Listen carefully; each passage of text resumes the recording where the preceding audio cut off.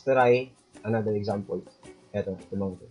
Pero bago natin yan sagutan, sagutan muna natin, tignan muna natin yung steps natin sa pag-design ng ating shield. So, ito na, familiarize sa inyo yung formula.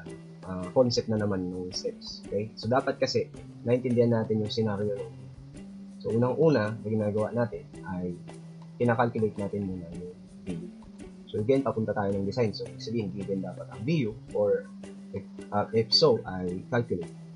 Okay? Calculate at critical section at a distance or at any section desired. Actually, pwede kang makakuha ng spacing, design, spacing, kahit saan ng point of view. Pero, syempre, yung critical section yung mahal. Pwedeng pag nanguha ka na ng critical section dyan, ng design para sa critical section, pwedeng yun na yung para sa lahat. The whole beam, yung spacing na yun. Pero, syempre, by design, syempre, economical, hinahanap na natin yung best design para hindi din magastos. Tandaan na sa critical section, malaki ang VU. Ibig sabihin, maliit yung spacing. Masinsin. Tama? Sinabi ko kanina. Ito po yun. Okay? So, ibig sabihin, kung yun ang magiging spacing para sa buong beam, ako magastos yun. Maraming stirrups ang kailangan mo. Tama, no? So now, first thing is to get the VU. If so, binibigay. Pag hindi, pinakalculate. Minsan, pag binigay lang yung loading, kuha ng reactions, kuha ng VU. Ganun. Tapos, next step is to calculate VC. Yan na nga, yung ginawa natin kanina. Pwedeng maraming way ng pagkuha ng VC. Pwedeng detailed, pwedeng simplified. Pero pag sinabi sa problem na detailed, mag-detailed ka. Pag hindi sinabi, mag-simplified ka. Ito lang yun. Okay? So, pag mayroong axial load, okay, tignan mo mabuti, no? Conditioning muna. And then, ano man ang makuha mong VC, base sa step number 2, ikukumpara natin yun sa VU. So, we have 3 conditions dito. Una, yung reduction VC or PVC. Ibig sabihin dito, pag minultiply ko ng reduction factor 0.75 yung VC natin, dapat kung mas maliit siya kaysa sa VU, kailangan ng stirrups. So, magpo-proceed ka sa step 3. Pero pag nasa pagitan lang ng VU at saka ng 0.5 PVC, ito ko dyan. Kung ito yung ano mo, ito yung VU mo. Okay. So, tapos andito yung 0.5 PVC. Kung ang VU mo ay nandito, less than, so ibig sabihin nasa gitna. Okay, ibig sabihin na dito yung PVC mo. Yan, nasa gitna itong VU na nakuha mo. Okay, ibig sabihin nasa step ano ka. Magpo-proceed ka ng step 5 kung saan ang tawag natin dyan ay nasa minimum requirement lang na kailangan. Ibig sabihin maliit lang. Okay? Hindi katulad ng number 1, letter A condition. Okay? Marami to. Malaki to. Okay, malaki yan. So, kaya kinakailangan ng stirrups. Dito naman, minimal lang kailangan. Kaya meron tayo sa code na minimum requirement. So, pero pag C po, sa letter C naman, hindi kailangan na stirrups. Kasi, ultimo yung VU, hindi na naabot yung 0.5 PVC. Okay, so ibig sabihin, ito lang ang limits natin. Ito yung range natin. PVC, 2.5 PVC. Alone. So, sa step 3, kung sakaling kailangan mo lang ng stirrups, ito na yung talagang design ng stage. So, kukompute ka na ng BS. Ito yung sinasabi ko kanina. Pag mayroon ka na nito, BS naman. Again, tuloy natin dito sa concept na to, and then kuha ka ng BS. Tapos, i-compare mo siya, diba, sa BS max. Ito po yung BS max. 0.67. So, ibig sabihin, kapag less than ka pa sa BS max, okay ka pa. Proceed to step 4. Pero pag malaki na siya, ang laki-laki ng BS mo, ang lakihan niya pa yung maximum, adjust the size of the wheel. Type mo dyan, adjust the size of the wheel. Or sa scenario na itong buhay, talagang magpapalit ka ng BS. Okay, so, kung okay tayo, at less than BS max naman tayo, so proceed to step 4, ito po yun, calculating the spacing na tayo, using this formula. Alam mo na yung AB, alam mo na yung FYT, alam mo yung B, alam mo yung BS, or ST. So, pag nakakuha ka ng S, yun yung calculated. Sabihin, yun na yung actual. Tapos, i-compare mo ngayon dito sa S-max. Either sa dalawang to. Ito ba o ito? So, kukunin mo itong 1/3. Ibig sabihin, ito yung BS required. And then, compare mo na naman sa max. Alam mo na yun. Okay? And finally, yun ang design spacing mo ang may concern dyan. So, step 5 naman, dito sa proceed to step 5, huwag mo lang gagawin ito lahat. Ibig sabihin, hindi talaga ito pasok kapag dito ka napunta sa level B. Ang gagawin mo, kukuha ka ng AB minimum. Okay? Kung saan ang AB minimum ay galing sa table 409.6.3.3. Okay? So, ito po yung tinutukoy natin. So, galing sa code, ito na yung magiging formula mo dyan. AB min per spacing. So, you will use this formula. Ito po, the greater of, sabi nyo 0.062, and then, actually, familiar ito. Ito yung kamukha ng row minimum natin. Okay? So, dito tayo kukuha ngayon. So, paano yun ginagamit? Yung AB minimum mo, whether ito or ito. So, yung spacing na to na, yan yung nakikita mo ng BW FYT over FYT. Galing po yan dito. BW over FYT. So, yung AB minimum over S. So, kung i-equate natin kasi ito, lagyan natin dito. Kung i-equate kasi natin ito, yan. Kung i-equate kasi natin ito, 0.062 square root of F times C BW FYT. Diba? So, dapat daw equal yan sa AB minimum over S. Diba? So, yun.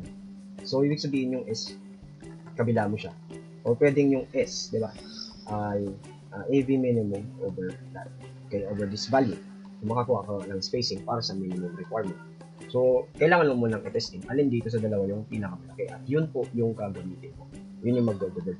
Intindihan? So, note lang that you can also use this to check the stirrups diameter if it is adequate. So, ang tinutukoy lang dyan ay yung AB minimum. So, later, sa samples natin makikita natin. Kasi diyan ka magtataka kung okay ba yung 10mm to. Oo, ganun. Kung ang 10mm parang, limbawa, para mapatunayan ko sa inyo na sapat yung 10mm para sa mga to. Okay? Para sa designing ng stirrups. Tingnan nyo ha. Kung ito yung mag-go-govern, limbawa, 0.062. Diba, ang FRMC natin 21. Tapos ang BW natin 280. Tapos yung spacing, okay, AB over S, diba? So, sabihin, ang FYT natin ay 275. Okay. So, limbawa, ang spacing mo for that ay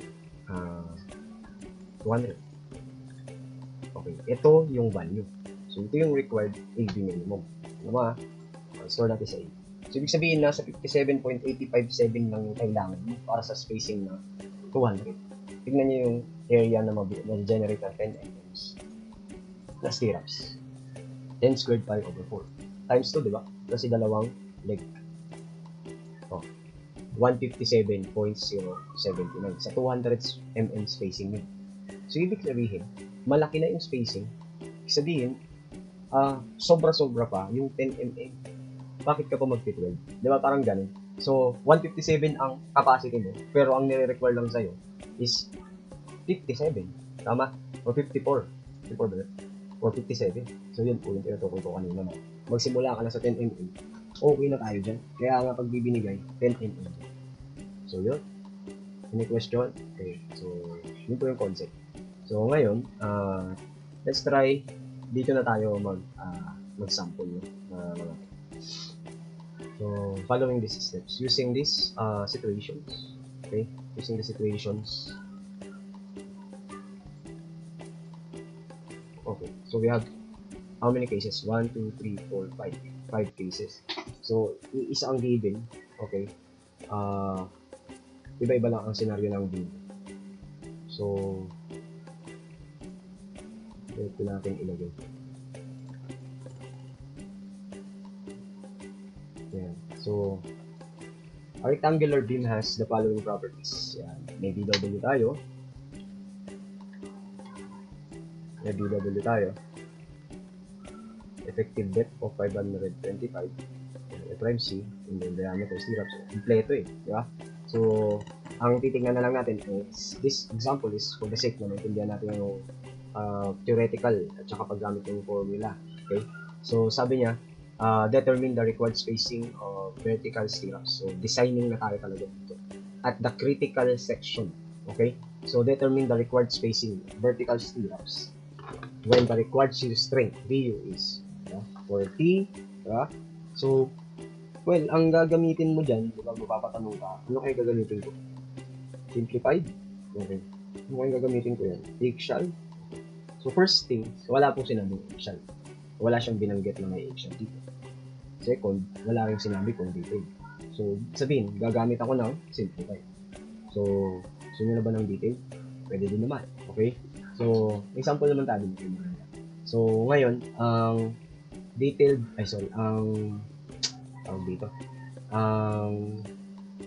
okay, VC natin muna una natin. So, parang kasing ano yun binigay na sa atin yung VU, so hindi mo pa kakalculate yun. Okay, so, para lang ma-appreciate yung steps. Okay, so, we have B, 300. D, 525. F prime C, 21. Okay, tuloy-tuloy lang. So, at A, when VU is 40 kN, i-save muna natin lahat ng data. So, yung VC is fixed for all of the scenarios. Yan ay 0.17, di ba? Lambda, square root of FMC, BD.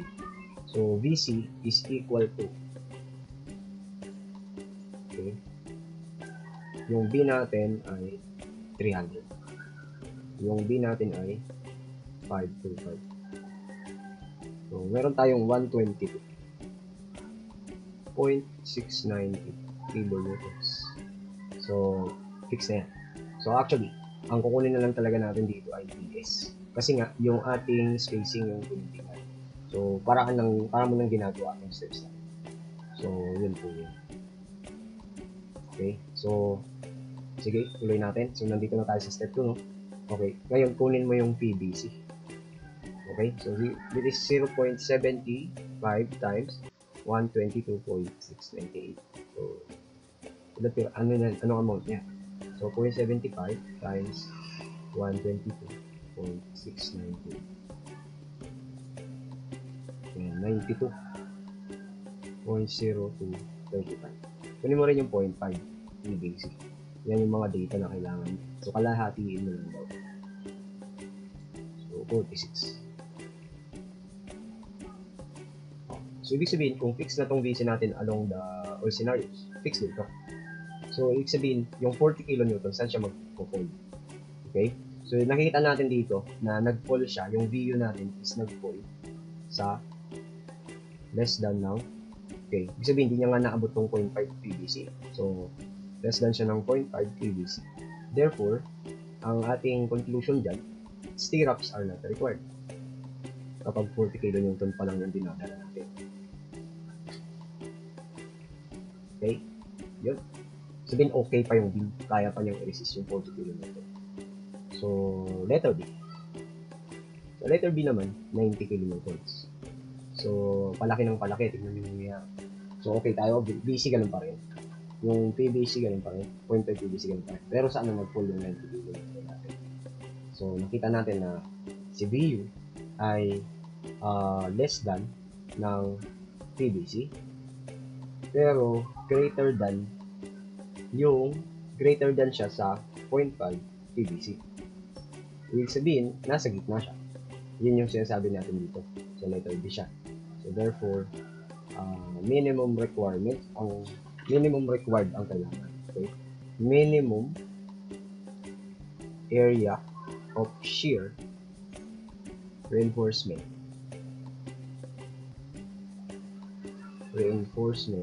is required. Gets natin? Required. So, pupunta ka ng step 5. Okay? So, ito nga yun. So, step 5, kukunin muna natin yung greater between these two. So, that is AB min over S, diba? Is equal to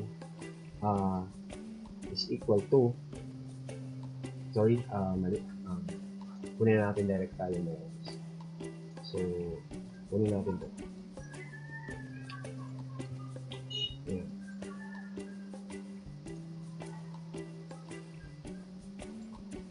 Okay.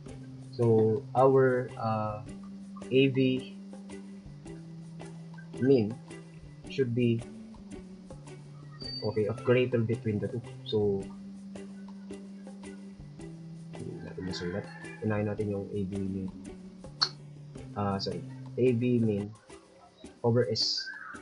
this is 1. Okay, this is 1 is equal to 0.62 square root of FRMC BWS. Oh, sorry, wala yung S. Then, binaba ko. Okay. Okay. So, over FYP. So, that is 0.62 square root of 21 times 300 all over 275.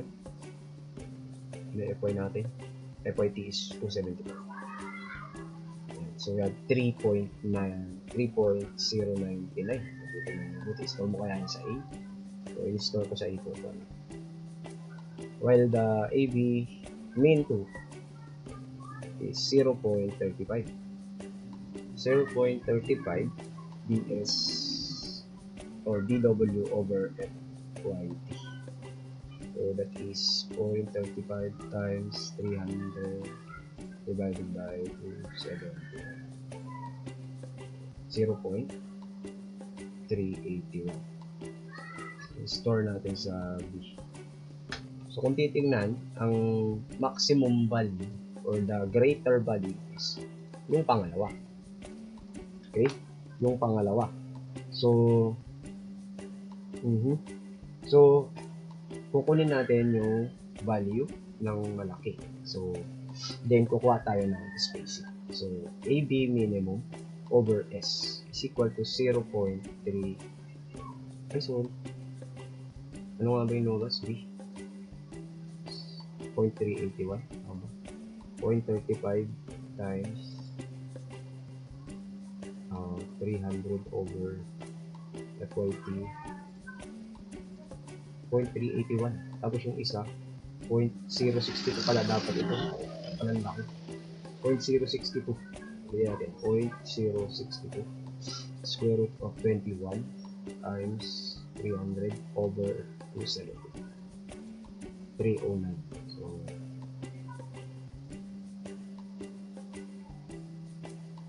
So 0.309. So parang lumalabas nga, mas malaki na pa rin ito. Yung factor natin. So yan ang gagamitin natin. So 381. So para makuha mo yung S. Okay. Ito yung ginamit natin ng govern. Okay. So govern. Kunin mo yung S dyan. So AB main over 0.3. Okay.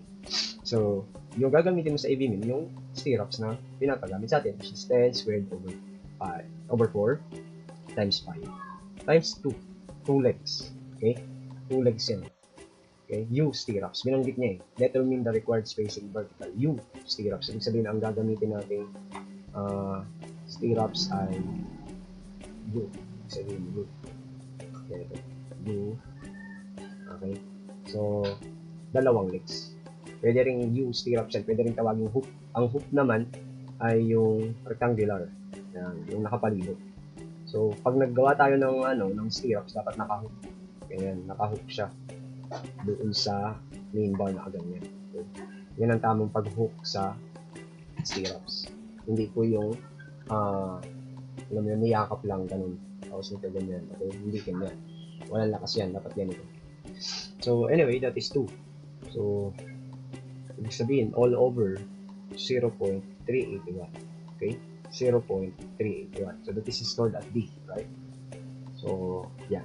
So, 10 squared pi all over 4 times 2 divided by letter B. Oh, so, 411.399 mm. Okay? So, ngayon, pasok ba ito sa S-max? Diba? Nag-proceed kagad tayo sa step 5 eh. Kasi nga dahil sa 90 km. So, ang S-max kaya. So, yung S-max, kailangan mo i-check kasi yung VS required. Tama ba? Yung sinasabi ko kanina, yung 1/3. Okay, square root of FRMC BWD. So, actually, kapag daw ang VS mo ay less than this, okay, ang S-max mo ay D over 2 or 600. Ganun mo na yun. So, S-max would be that. Okay. Paano natin mapapatunayan yan? So, ito kasi, yan, no? Well, kapag minimum require mo, ibig sabihin, maliit yung VU mo. Smaller. Too small. Okay? Na hindi pa niya naabot even the point or the PVC. So, ibig sabihin, palagi to na kapag na-fall ka sa minimum requirement, your VS should be or less than 1/3. Ganun lagi yun. Laging less than yan dito. In short, ang SMAX mo kapag minimum requirement is always D/2 or 600. Ano po? So, dahil yan ang pagkukumpara natin, sabihin natin is 525. Tama? So, divide mo ng 2, that is equal to 262.5. Okay? Or 600. So, sa kanilang dalawa, mas maliit ito. So, ito yung go-governs as SMAX. Okay? Yun yung go-governs. Pero, i-compare mo yan dun sa actual. So, ngayon, S versus the SMAX. Now, so your S is 411.399 compared to 262.5. So, lumalabas na nag-govern yung SMAX mo. So, use SMAX as S 262.5. So, syempre, wala naman tayong 262.5 sa sukat-sukat. I-divert mo na siya or i-round off mo na siya to round down. Kapag spacing tayo, laging pababa. Okay? Laging pababa. So, pupunta tayo sa multiples of the next multiples of dati kasi sa amin 25. So, dapat i-divide mo siya ng 25. Okay? So, pwede rin 260 na to eh.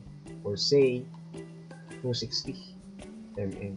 Okay? Pwede na yan eh. At least hindi ka lalampas ng 260.5. Pero dati ginagawa namin ay multiples of 25. Ibig sabihin, divisible by 25 lagi yung spacing ko. Kasi nga per inch tayo eh.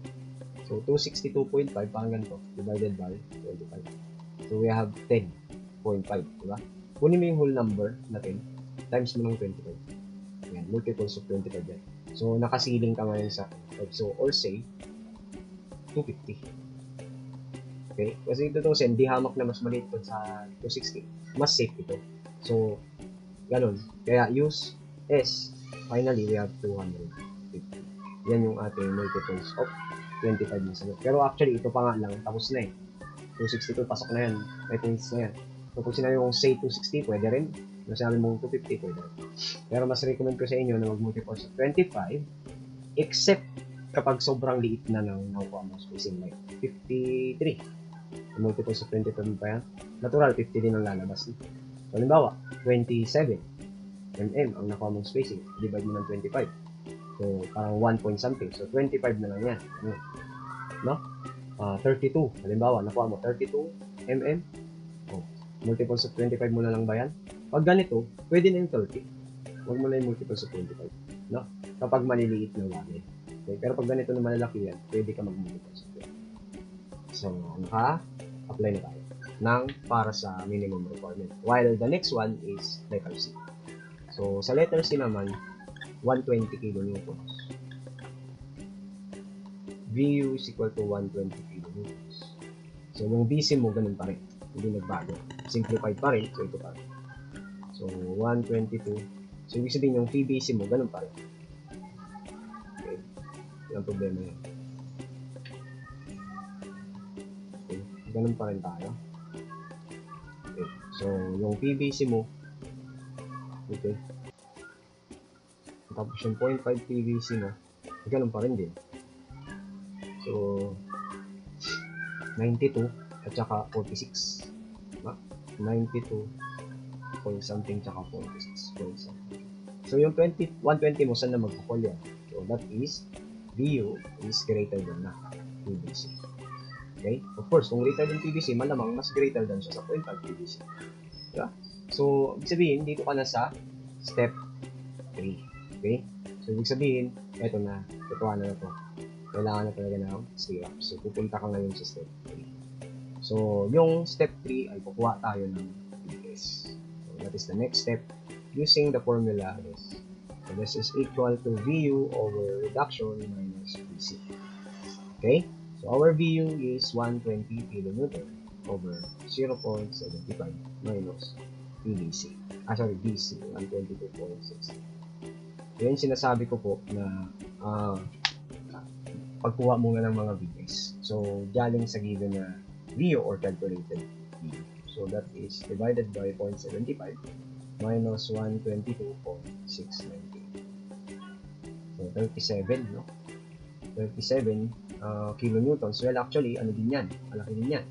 Pero sa tingin ko, hindi ganun kalakihan para ma-over-reinforce natin yung ating beam. So, we have VS actually. Pero titignan mo mabuti. Okay, kung yan ang relationship nila naman ng VC. Mataas-taas yung VC. Kung titignan mo, mataas-taas yung VC na halos binubuhat pa ng konti. Ibig sabihin, hindi pa masyadong nagtatrabaho yung Stoichiops dyan. Okay ba? So, kung i-calculate mo yung VS maximum, is equal to 0.67 F5C dW. Ibig sabihin, hindi niya rin maaabot yan, I guess. Okay? So, 0.67 square root of 21 times B times 5 483. Diba? 483,576. Ibig sabihin, less than pa yung VS natin sa VS. Okay pa tayo dyan. The section is adequate. Yan po yung ibig sabihin. The section is adequate. So, pwede na tayo manguha ng spacing using the formula given this. Okay? So, yan po. So, by that, S is equal to AB FYP D over DS. So, spacing na. Okay? So, yung AV minimum, yung AV natin is yun parang 10 squared pi over 4 times 2. Then, yung ating FYP is 275. Yung din natin is 525. And then, yung VS natin is 37.302 times 10 raised to 3. Bakit times 10 raised to 3? Para maging kilo, para maging newton. Para ang labas ay naka-millimeters tayo. So, lumalabas ng ating spacing na nire-require sa ganyang amount ay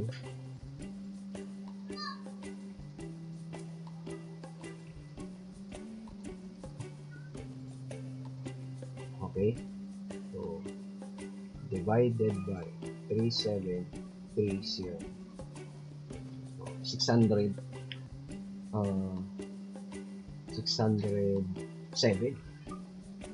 Okay. 37. Okay, 607. Tawagin calculator ko. 966. Malaki, no? Ibig sabihin, ang liit lang kasi ng string provided by the shear. Nung bubuhatin ba yung VS. Ibig sabihin, hindi kailangan masinsin yung ating spacing. Ulitin ko, no? Okay, 275, 525, 10 squared over 4 times 2 all over 3730. O, diba? Tapos, yan na ba yun? I-compare mo pa yan sa S-max. O, diba? Yung VS natin na nakuha is 37. Yan ba ay mas maliit sa VS required? So, diba ang VS required, kinalculate natin kanina. And that is, hindi ko pala. So, 1/3 F'(C) BD. So, ano ba yung value nito?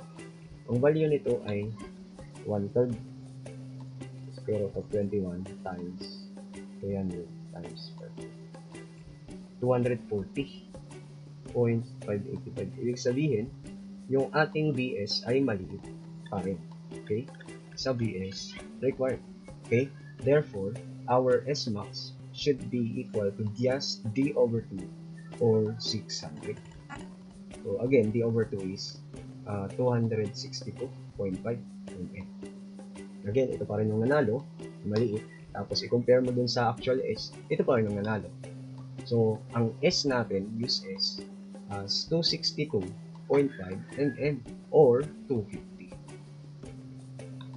Yan. So, ganun pa rin. Or 120, no? Yan. So, next, tapos na. How about D? Okay. D is 300 kilonewton. Paano pag lumaki na yung D natin into kilonewton? Yan, into 500 kilonewtons. Paano yun? So, into 300 kilonewtons. So, BC pa rin ay same. Ganito pa rin. Okay. And then, yung ano pa rin ay ganito pa rin. So, kung mapapansin nyo, kung 300 kilonewton, malaki pa rin siya sa PVC. Malaki pa rin siya. So, our VU is greater than PVC. So, kukuha ka pa rin ng VS. So, again, pero ngayon, mas mabilis ka na. Diba? So, VS, okay, VU mo 300,000, tama? Okay, over 0.75 minus VC, which is 122.698. Okay. So, lumalabas na ang VS mo ay minus 122.697.302 kilonewtons. Kuha ka ulit ng bagong S or kumpara mo siya sa VS Max. Okay? Anong VS Max? Okay? 483. Oh, 0.5. So, ibig sabihin, yung VS is less than pa rin. So, okay pa rin tayo. So, yung VS naman, compare mo sa VS required na rin para, diba, ang VS required ay 100, ito, 240 pala, 0.585.